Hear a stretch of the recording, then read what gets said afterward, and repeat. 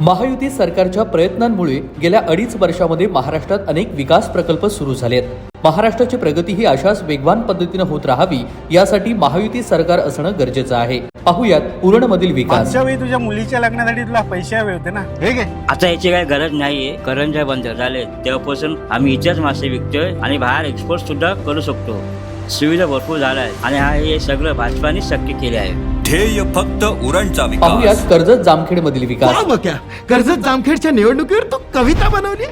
हो, रोहित पवार सत्तेत आला करून बड्या बड्या बाता. कर्जत जामखेडच्या विकासाचा त्याला नाही पत्ता. गेल्या 5 वर्षाचा जनता आता हिशोब मागणार. बारामतीचं पार्सल माघारी पाठवणार. ध्येय फक्त कर्जत जामखेडचा विकास. गरजू दे पुन्हा महायुतीचा आवाज. ये आपला हा नाशिकचा बस स्टँड एकदम बदलूनच टाकला. काय खतरनाक चमकू राहिला. विकासाची चमक आहे भावा, आणि ही तेव्हाच